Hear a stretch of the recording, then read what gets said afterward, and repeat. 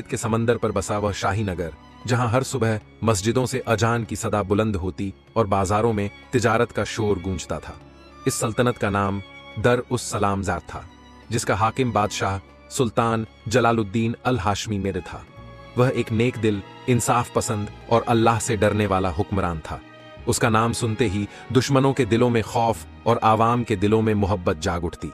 सुल्तान जलालुद्दीन का ये उसूल था कि उसकी सल्तनत में किसी के साथ जुल्म न हो, हर शख्स को बराबर का इंसाफ मिले, चाहे वो अमीर हो या गरीब, मालिक हो या गुलाम। लेकिन इसी शहर में एक वाकया पेश आया जिसने पूरे दरबार को हिलाकर रख दिया। एक रोज फज्र की नमाज के बाद बादशाह अपने महल के अहाते में सैर कर रहा था कि अचानक एक बुजुर्ग औरत आहें भरती हुई महल के दरवाजे पर आ पहुंची। उसके चेहरे पर मायूसी और आंखों में आंसू थे। पहरेदारों ने उसे रोका, मगर उसने कहा, मुझे सुल्तान से मिलने दो। मेरा मामला खुद बादशाह के सामने पेश होगा, क्योंकि मुझे इंसाफ चाहिए। बात जब सुल्तान तक पहुंची तो उसने हुक्म दिया कि उस औरत को अंदर लाया जाए। जैसे ही वो बुजुर्ग औरत बादशाह के सामने आई, वो सुबकने लगी। बादशाह ने नरमी से कहा, अम्मा घबराओ मत, बताओ तुम्हारे साथ क्या जुल्म हुआ है। औरत ने कहा, ए इंसाफ करने वाले सुल्तान, मैं एक बेबस मां हूं। मेरा इकलौता बेटा गुलाम के तौर पर एक अमीर सौदागर मालिक जहीरान्स के यहां काम करता था, लेकिन 3 दिन पहले वो अचानक गायब हो गया। मालिक जहिर कहता है कि वो भाग गया, मगर मेरा दिल गवाही देता है कि ऐसा नहीं हो सकता। मेरा बेटा इतना वफादार था कि वो कभी ऐसा नहीं कर सकता। मुझे इंसाफ चाहिए। बादशाह ने अपनी भौहें चढ़ाते हुए कहा, तुम्हें कैसे यकीन है कि तुम्हारा बेटा भागा नहीं है। बुजुर्ग औरत ने कहा, मेरे बेटे हरियाजक ने मुझसे कसम खाई थी कि जब तक उसकी सांस चलेगी वो अपने मालिक की ईमानदारी से खिदमत करेगा। वो गुलाम था, मगर वफादारी उसकी रग रग में बसी थी। मेरे बेटे ने कभी मेरी आंखों में आंसू नहीं देखे थे, फिर वो कैसे मुझे तन्हा छोड़ सकता है। सुल्तान जलालुद्दीन ने फौरन तहकीकात करने का हुक्म दिया और अपने सबसे भरोसेमंद अफसर काजी अब्दुल रशीदान को बुलाया। काजी अब्दुल रशीद, जाओ और मालिक जहिर को मेरे सामने पेश करो, मुझे सच जानना है।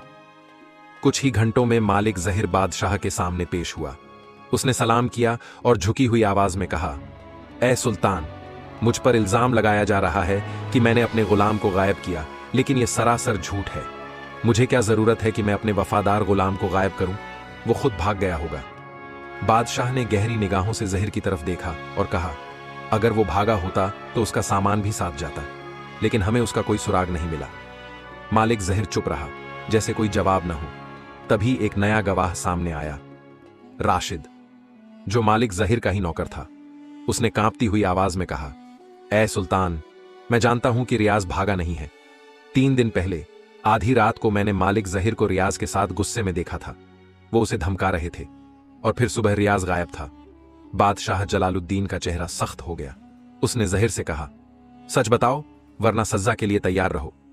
मालिक जहिर पसीना पसीना हो गया, लेकिन उसने इनकार कर दिया, मैं बेगुनाह हूं, ए सुल्तान। बादशाह ने हुक्म दिया कि मालिक जहिर को नजरबंद किया जाए और तहकीकात को आगे बढ़ाया जाए। शाम होते होते काजी अब्दुल रशीद ने एक नई खबर लाकर बादशाह के सामने रखी। शहर के बाहर रेगिस्तान के करीब एक पुराना कुआं था, जहां से अजीब आवाजें आ रही थीं। जब पहरेदारों ने जाकर देखा तो उन्हें वहां एक इंसानी चीख की हल्की गूंज सुनाई दी। बादशाह ने फौरन हुक्म दिया, उस कुएं को खोदा जाए। जब पहरेदारों ने कुआं खोदा तो उनकी आंखें हैरत से फैल गईं। कुएं के अंदर एक जंजीरों में जकड़ा हुआ नौजवान पड़ा था, जो कि कोई और नहीं, रियाज हम था। वो बेहोश था मगर जिंदा था। जब रियाज को महल लाया गया और उसे होश आया तो उसने रोते हुए कहा, ए सुल्तान, मैं बेकसूर हूं। मालिक जहिर ने मुझ पर चोरी का झूठा इल्जाम लगाया और जब मैंने बेगुनाही साबित करने की कोशिश की तो उन्होंने मुझे मारकर कुएं में फेंक दिया। अगर आपका इंसाफ न होता तो मैं वहीं मर जाता। बादशाह जलालुद्दीन ने गुस्से से मालिक जहिर की तरफ देखा और कहा, एक वफादार गुलाम को जुल्म का शिकार बनाने वाले के लिए हमारी सल्तनत में कोई जगह नहीं। फैसला सुनाया गया, मालिक जहिर को उसकी करतूतों की सख्त सजा दी जाएगी। लेकिन क्या यह कहानी यहीं खत्म होती है या कुछ और राज छिपे हैं? रियाज को जंजीरों से आजाद कर दिया गया था, मगर उसकी आंखों में वो दर्द और सदमा अब भी जिंदा था। सुल्तान जलालुद्दीन ने उसे पानी पिलाने का हुक्म दिया और कहा, तुम्हें आराम की जरूरत है, मगर इससे पहले मुझे तुमसे कुछ पूछना है। क्या तुम्हें याद है कि तुम्हारे साथ कुएं में क्या हुआ था?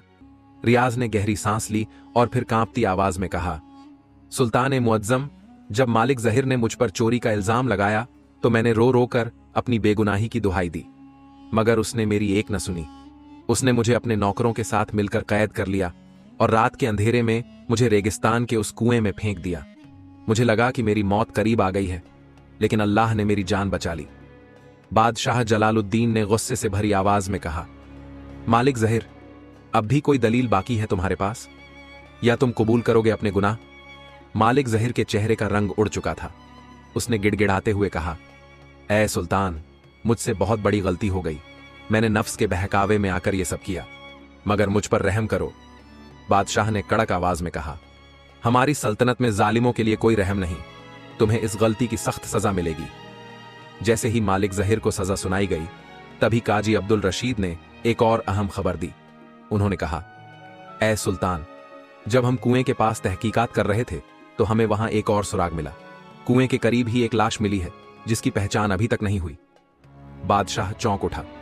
किसकी लाश है ये? कहीं ये किसी और बेगुनाह की जान तो नहीं?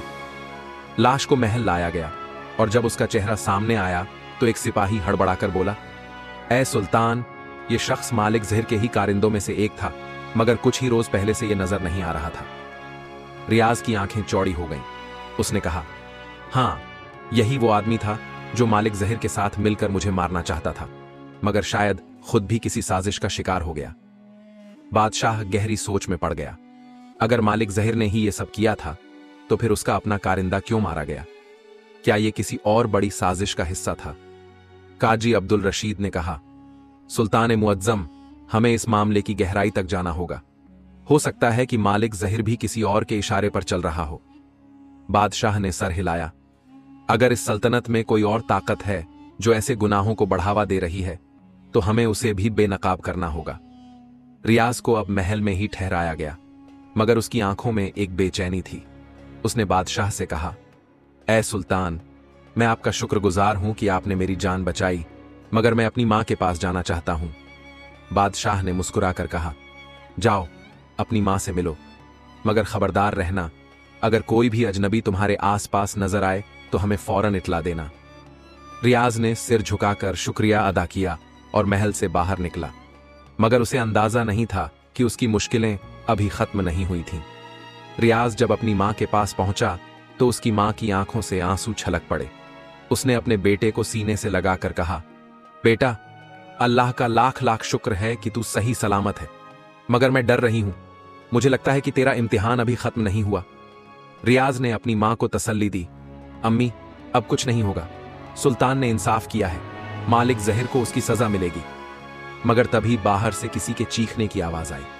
जब रियाज दौड़कर बाहर गया तो उसने देखा कि एक नौजवान खून से लथपथ जमीन पर पड़ा था। उसने कांपती आवाज में कहा, रियाज, बचाओ, ये लोग बहुत खतरनाक हैं। रियाज घबरा गया। उसने उस शख्स को पहचाना। वो मालिक जहिर के दूसरे गुलामों में से एक था, मगर उसकी सांसें टूट रही थीं। रियाज समझ नहीं पा रहा था कि यह सब क्या हो रहा है। उसने घबराकर अपने दोस्तों को बुलाया और उस घायल नौजवान को सहारा दिया, मगर वो ज्यादा देर तक जिंदा नहीं रह सका। उसकी मौत से पहले के आखिरी लफ्ज थे, जहिर अकेला नहीं था, असल खेल कहीं और से खेला जा रहा है। रियाज के दिल की धड़कनें तेज हो गई थीं। रियाज ने तेजी से इधर उधर देखा। चारों तरफ अंधेरा छाया हुआ था और सन्नाटा ऐसा कि किसी की सांस भी सुनाई दे। हवा में एक अजीब सा डर समाया हुआ था। उसने जल्दबाजी में उस लाश को वहीं छोड़कर सुल्तान जलालुद्दीन को इस हादसे की इत्तला देने का फैसला किया। वो जैसे ही महल की तरफ बढ़ा, उसे महसूस हुआ कि कोई उसकी हर हरकत पर नजर रख रहा है, लेकिन जब उसने पलट कर देखा तो वहां कोई नजर नहीं आया। सुल्तान जलालुद्दीन अपने कासिदों के साथ किसी अहम मसले पर गुफ्तगू कर रहे थे कि तभी रियाज हांफता हुआ महल में दाखिल हुआ। उसके चेहरे पर डर और बेचैनी साफ झलक रही थी। सुल्तान ने उसे देखते ही पूछा, क्या हुआ रियाज, तुम इतने घबराए हुए क्यों हो? रियाज ने हाथ जोड़कर कहा, ऐ सुल्तान, एक और कत्ल हो चुका है। मालिक जहिर के एक और गुलाम की लाश मेरे घर के पास मिली। मरने से पहले उसने कहा कि जहिर अकेला नहीं था, कोई और भी इस साजिश में शामिल है। बादशाह के चेहरे पर एक गुस्से और हैरत का रंग उभरा। उन्होंने अपने वजीर को हुक्म दिया, तुरंत तहकीकात शुरू करो। जो भी इस मामले में शामिल हो उसे बेनकाब किया जाए। काजी अब्दुल रशीद जो दरबार में मौजूद थे, उन्होंने कहा, ऐ सुल्तान, हमें जल्द ही इस मामले की तह तक पहुंचना होगा, वरना यह साजिश और गहरी हो सकती है। दरबार से निकलते ही रियाज ने महसूस किया कि उसकी मुश्किलें बढ़ने वाली हैं। उसे हर जगह अजनबी आंखें घूरती महसूस हो रही थीं। जैसे ही वह अपने घर की तरफ लौटा, एक नकाबपोश शख्स उसके सामने आ खड़ा हुआ। रियाज के शरीर में सिहरन दौड़ गई। वह शख्स धीरे धीरे उसकी तरफ बढ़ा और हल्की आवाज में बोला, रियाज, तुम जितना गहरे जाओगे उतना ही खतरा बढ़ेगा, तुम्हें पीछे हट जाना चाहिए। रियाज ने हिम्मत जुटाकर कहा, कौन हो तुम और क्यों चाहते हो कि मैं पीछे हट जाऊं? नकाबपोश हंसा, क्योंकि तुम एक ऐसे खेल का हिस्सा बन चुके हो जिसका अंजाम बहुत खतरनाक होगा। अगर तुम अपनी जान बचाना चाहते हो तो इसे यहीं छोड़ दो। रियाज ने अपनी मुट्ठियां भींच लीं। मैं किसी से नहीं डरता, अगर मुझे सच का सामना करना है तो मैं करूंगा। इतना सुनते ही वह नकाबपोश शख्स तेजी से अंधेरे में गायब हो गया। रियाज समझ चुका था कि यह मामला जितना दिख रहा है उससे कहीं ज्यादा पेचीदा है। अगले दिन मालिक ज़हिर को फिर से दरबार में लाया गया। अब वह पहले की तरह अकड़ में नहीं था। वह कांप रहा था और उसका चेहरा सफेद पड़ चुका था। सुल्तान ने उसकी तरफ देखा और कहा, ज़हिर, अगर तुम सच नहीं बताओगे तो तुम्हारी सजा और बढ़ा दी जाएगी। बताओ, क्या तुम अकेले इस गुनाह में शामिल थे या कोई और भी तुम्हारे साथ था? ज़हिर ने कांपती आवाज में कहा, ऐ सुल्तान, मैं अपनी जान की भीख मांगता हूं। मैं अकेला नहीं था, मुझे किसी और से हुक्म मिला था। सुल्तान ने गुस्से से पूछा, किसने हुक्म दिया था? नाम बताओ। ज़हिर ने इधर उधर देखा, फिर धीरे से बोला, वह महल के ही किसी बड़े आदमी का हुक्म था। मैं उनका नाम नहीं ले सकता। अगर मैंने नाम लिया तो मेरी जान चली जाएगी। सुल्तान का चेहरा सख्त हो गया। अगर तुमने सच नहीं बताया तो तुम्हारी जान वैसे भी नहीं बचेगी। तुम्हें सच बोलना ही होगा। ज़हिर की आंखों में डर था। उसने सिर झुका लिया और कहा, मैं नाम नहीं ले सकता, मगर एक सुराग दे सकता हूं। महल के अंदर ही कोई बहुत ताकतवर इंसान इस साजिश को चला रहा है। उसे पकड़ना आसान नहीं होगा। सुल्तान ने अपने वजीर से कहा, इस मामले की ओर तहकीकात करो। हमें जल्द से जल्द असली गुनहगार तक पहुंचना होगा। अब रियाज की जान और भी खतरे में थी। उसने अपने दोस्तों को बुलाया और कहा, हमें महल के अंदर किसी से मदद लेनी होगी। कोई तो ऐसा होगा जो हमारा साथ देगा। उसके दोस्त असीम ने कहा, लेकिन महल के अंदर किस पर भरोसा करें? अगर ज़हिर सच कह रहा है तो वहां का हर बड़ा आदमी शक के घेरे में आ जाता है। रियाज ने कहा, हमें किसी तरह असली गुनहगार तक पहुंचना होगा। मैं सुल्तान से इजाजत लेकर महल में ही रहने का फैसला करता हूं, ताकि मैं खुद इस साजिश की तह तक पहुंच सकूं। अगले दिन रियाज ने सुल्तान जलालुद्दीन से कहा, ऐ सुल्तान, मुझे इस मामले की गहराई तक जाने दीजिए। मुझे लगता है कि अगर मैं महल के अंदर रहूंगा तो मैं असली गुनहगार का सुराग पा सकता हूं। सुल्तान कुछ देर सोचते रहे, फिर बोले, ठीक है, मगर खबरदार रहना। अगर तुम्हें कोई भी संदिग्ध हरकत नजर आए तो हमें फौरन इत्तिला देना। रियाज अब महल में ही रहने लगा था। उसने वहां के हर छोटे बड़े आदमी पर नजर रखनी शुरू कर दी। लेकिन कुछ दिनों बाद एक रात जब वह अपनी कोठरी में सो रहा था, तभी उसे महसूस हुआ कि कोई उसे मारने के लिए उसके पास आ रहा है। उसने झट से अपना खंजर निकाला और दरवाजा खोलकर बाहर झांका, मगर वहां कोई नहीं था। तभी अचानक उसके पीछे से किसी ने हमला किया। वह जैसे तैसे बचा, मगर उसके कंधे पर हल्की चोट आ गई। जब उसने पीछे पलटकर देखा तो हमलावर नकाब पहनकर भाग रहा था। रियाज ने चिल्लाकर सिपाहियों को बुलाया, मगर तब तक वह शख्स गायब हो चुका था। रियाज अब पूरी तरह समझ चुका था कि वह एक ऐसे खेल का हिस्सा बन चुका है जिसमें हर मोड़ पर धोखा और खून बहाने की साजिशें छिपी हुई थीं। किसी ने उस पर हमला किया था, मगर अंधेरे का फायदा उठाकर कातिल बच निकला। सुल्तान जलालुद्दीन को जब इस हमले की खबर मिली तो उनका चेहरा गुस्से से लाल हो गया। उन्होंने अपने वजीर से कहा, अब यह मामला और संजीदा हो चुका है। अगर महल के अंदर कोई ऐसा है जो रियाज की जान लेना चाहता है तो हमें उसे जल्द से जल्द बेनकाब करना होगा। रियाज अपने जख्म पर मरहम लगा रहा था। तभी उसका दोस्त असीम वहां पहुंचा और धीरे से बोला, रियाज, मैंने कुछ अजीब देखा है। रियाज चौंक गया। क्या देखा तुमने? असीम ने इधर उधर देखा और फिर फुसफुसाते हुए कहा, जब तुम पर हमला हुआ तब मैंने देखा कि महल के एक खुफिया दरवाजे से कोई बाहर निकला था। वह शख्स बहुत तेजी से घोड़े पर सवार होकर गायब हो गया। रियाज की आंखों में चमक आ गई। क्या तुमने उसका चेहरा देखा? असीम ने सिर हिलाया। नहीं, मगर उसके हाथ में एक अजीब सी अंगूठी थी जो मैंने पहले भी देखी है। वह अंगूठी सिर्फ महल के खास लोगों को दी जाती है।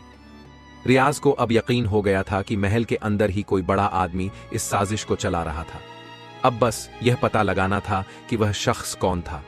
अगले दिन रियाज ने सुल्तान से इजाजत ली कि वह महल के उन लोगों से मिले जो इस अंगूठी को पहनते थे। सुल्तान ने उसे इजाजत दे दी, मगर साथ ही कहा, खबरदार रहना, अगर असली गुनहगार को पता चला कि हम उसके करीब पहुंच चुके हैं तो वह और बड़ा हमला कर सकता है। रियाज ने धीरे धीरे तहकीकात शुरू की। एक दिन वह महल के पुराने दस्तावेज देख रहा था, तभी उसे एक नाम पर शक हुआ, वजीर ए आला नासिर उद्दीन।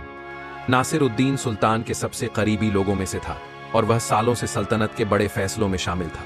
मगर रियाज को तब यकीन हुआ जब उसने नासिर उद्दीन की उंगलियों में वही अंगूठी देखी जो उसके दोस्त असीम ने बताई थी। अब रियाज को पूरा यकीन हो गया था कि नासिर उद्दीन ही वह शख्स है जो पर्दे के पीछे से यह साजिश चला रहा था। मगर सवाल यह था कि वह ऐसा क्यों कर रहा था। रियाज ने सुल्तान से दरबार में हाजिर होने की इजाजत मांगी। जब वह दरबार में पहुंचा तो उसने सुल्तान के सामने सारा हाल सुनाया। सुल्तान ने नासिर उद्दीन की तरफ देखा और कहा, क्या यह सच है नासिर? क्या तुम ही इस साजिश के पीछे थे? नासिर उद्दीन पहले तो सकपका गया, मगर फिर उसने अपनी सफाई में कहा, ऐ सुल्तान, यह झूठ है। यह गुलाम मुझ पर इल्जाम लगा रहा है। मेरे पास इस बात का कोई सबूत नहीं है। रियाज ने जवाब दिया, अगर आपको यकीन नहीं तो मैं सबूत पेश कर सकता हूं। यह अंगूठी इसी आदमी की है और मेरे दोस्त असीम ने इसे महल से भागते हुए देखा था। सुल्तान ने नासिर उद्दीन की तरफ देखा और गुस्से से कहा, अगर तुम बेगुनाह हो तो तुम्हें इस मामले की जांच में कोई ऐतराज नहीं होना चाहिए, मगर अगर तुम झूठे निकले तो याद रखना, हमारी सल्तनत में गद्दारों की कोई जगह नहीं है। नासिर उद्दीन अब बुरी तरह फंस चुका था। उसकी आंखों में घबराहट साफ झलक रही थी। कुछ ही दिनों बाद नासिर उद्दीन की कोठरी की तलाशी ली गई। वहां से कुछ ऐसे दस्तावेज बरामद हुए जिनसे साफ हो गया कि वह मालिक जहिर के साथ मिलकर एक बहुत बड़ी साजिश रच रहा था। जब सुल्तान के सामने यह सबूत रखे गए तो उन्होंने गुस्से से कहा, नासिर उद्दीन, तुम्हारी गद्दारी अब सबके सामने आ चुकी है। अब बताओ, तुमने यह सब क्यों किया? नासिर उद्दीन, जो अब तक चुप था, अचानक हंस पड़ा। उसने कहा, ऐ सुल्तान, अगर तुम समझते हो कि यह सब मैंने अकेले किया तो तुम बहुत बड़ी गलती कर रहे हो। मैं तो महज एक मोहरा था, असली खेल अब भी बाकी है। सुल्तान ने अपने सिपाहियों को इशारा किया, इसे कैद खाने में डाल दो, हमें इससे और भी हकीकत उगलवानी होगी। रियाज को लगा था कि अब सब कुछ खत्म हो गया, मगर नासिर उद्दीन की बातें उसके दिमाग में घूम रही थीं। क्या वाकई कोई और भी था जो इस साजिश को चला रहा था? क्या अभी भी सल्तनत के अंदर कोई ऐसा था जो बादशाह के खिलाफ कोई और बड़ा कदम उठाने वाला था? रियाज को अब यह समझ आ गया था कि उसकी जिम्मेदारी अभी खत्म नहीं हुई थी।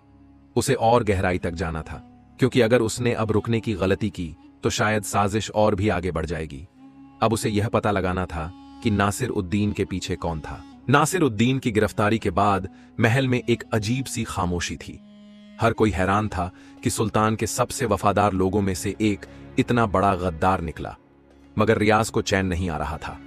नासिर उद्दीन ने जो आखिरी बात कही थी वही उसके दिल में खटका पैदा कर रही थी। मैं तो महज एक मोहरा था, असली खेल अब भी बाकी है। सुल्तान जलालुद्दीन ने नासिर उद्दीन को कड़ी सुरक्षा में कैद करवा दिया था, लेकिन रियाज जानता था कि अगर साजिश के असली सरगना तक पहुंचना है तो उसे नासिर उद्दीन से और सच उगलवाना होगा। रियाज सुल्तान से इजाजत लेकर कैद खाने पहुंचा। अंधेरे और सीलन भरी कोठरी में नासिर उद्दीन जमीन पर बैठा था। उसकी आंखों में अब भी एक अजीब सी शरारत थी, जैसे वह जानता हो कि यह खेल अब भी खत्म नहीं हुआ। रियाज ने सख्त लहजे में कहा, सच बोलो नासिर उद्दीन, तुम्हें किसने इस साजिश में शामिल किया था? कौन है असली गुनहगार? नासिर उद्दीन मुस्कुराया, तुम बहुत जल्दी में हो रियाज, लेकिन मैं तुम्हें एक सुराग दे सकता हूं। अगर तुम्हें असली गुनहगार तक पहुंचना है तो महल के सबसे पुराने दस्तावेजों को देखो, वहां तुम्हें हर जवाब मिल जाएगा।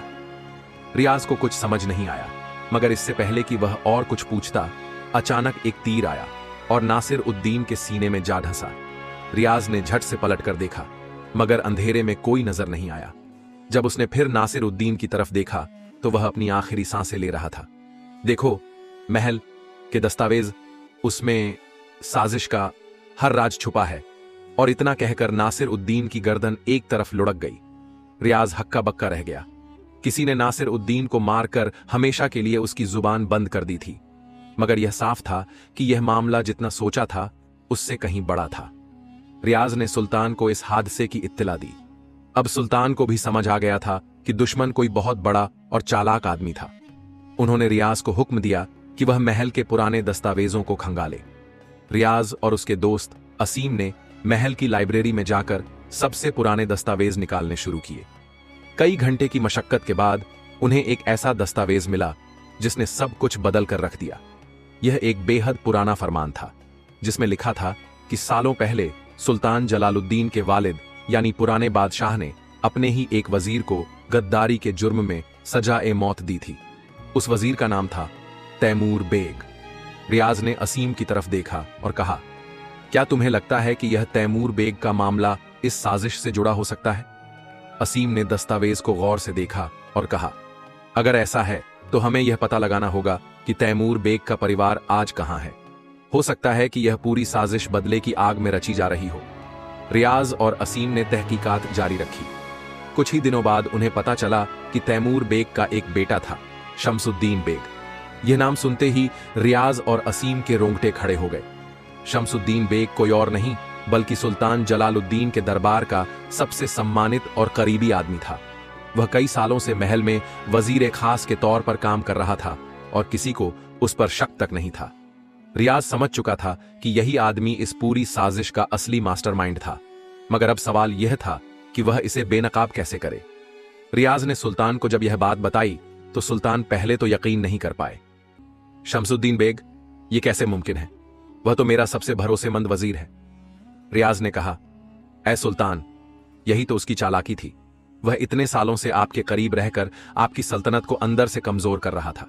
उसने मालिक जहिर और नासिर उद्दीन को अपनी चालों में फंसाया और जब नासिर उद्दीन पकड़ा गया तो उसे भी मरवा दिया ताकि वह उसका नाम ना ले सके। अब सुल्तान के सामने पूरा सच आ चुका था। सुल्तान ने अपने खास सिपाहियों को बुलाकर कहा, शमसुद्दीन बेग को दरबार में बुलाया जाए, मैं खुद उससे पूछताछ करूंगा। मगर जब सिपाही शमसुद्दीन को पकड़ने उसके महल गए तो वहां सिर्फ खाली कमरे मिले। वह वहां से भाग चुका था। अब यह साफ हो गया था कि शमसुद्दीन बेग का असली मकसद बादशाह और पूरी सल्तनत को तबाह करना था, लेकिन वह अब भी कहीं छुपा हुआ था और जल्द ही कोई बड़ा हमला करने की तैयारी कर रहा था। सुल्तान ने हुक्म दिया, शमसुद्दीन बेग को जिंदा या मुर्दा पकड़कर हमारे सामने पेश किया जाए। अब यह जंग हमारी सल्तनत के भविष्य की जंग होगी। रियाज अब पूरी तरह तैयार था। उसे पता था कि यह जंग सिर्फ तलवार से नहीं बल्कि अकद्ल और हिकमत से जीती जाएगी। शमसुद्दीन बेग के भागने के बाद पूरे महल में सतर्कता बढ़ा दी गई थी। सुल्तान जलालुद्दीन ने अपने सबसे वफादार सिपाहियों को हुक्म दिया कि वह किसी भी हाल में उसे पकड़कर लाए। मगर शमसुद्दीन बेग कोई मामूली दुश्मन नहीं था। वह सालों से इस दिन की तैयारी कर रहा था और अब वह खुलकर सामने आ चुका था। कुछ ही दिनों बाद खबर आई कि शमसुद्दीन बेग ने कुछ गद्दार अमीरों और बाहरी दुश्मनों की मदद से एक बड़ी फौज इकट्ठी कर ली थी। उसका मकसद था सल्तनत को तबाह करना और सुल्तान को हटाकर खुद बादशाह बनना।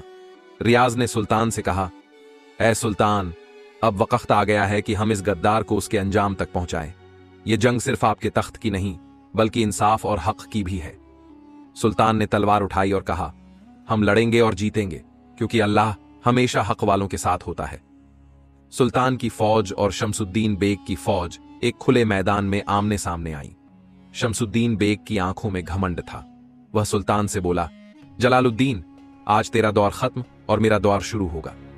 मगर सुल्तान ने जवाब दिया, जालिम चाहे जितना ताकतवर हो उसका अंजाम हमेशा बुरा ही होता है। जंग शुरू हुई।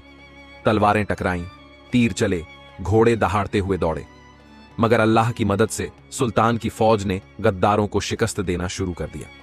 रियाज और असीम ने बहादुरी से लड़ाई की। आखिरकार रियाज ने शमसुद्दीन बेग के सामने जाकर कहा, तेरी साजिशें खत्म हो चुकी हैं, अब तेरा अंजाम तेरा इंतजार कर रहा है। शमसुद्दीन बेग ने आखिरी वार करने की कोशिश की, मगर रियाज की तलवार ने उसका खेल खत्म कर दिया। जंग खत्म हो गई। गद्दारों को उनके अंजाम तक पहुंचा दिया गया। सुल्तान जलालुद्दीन ने अपने दरबार में सबको इकट्ठा किया और ऐलान किया, आज यह सल्तनत फिर से अपने असली रास्ते पर आ चुकी है।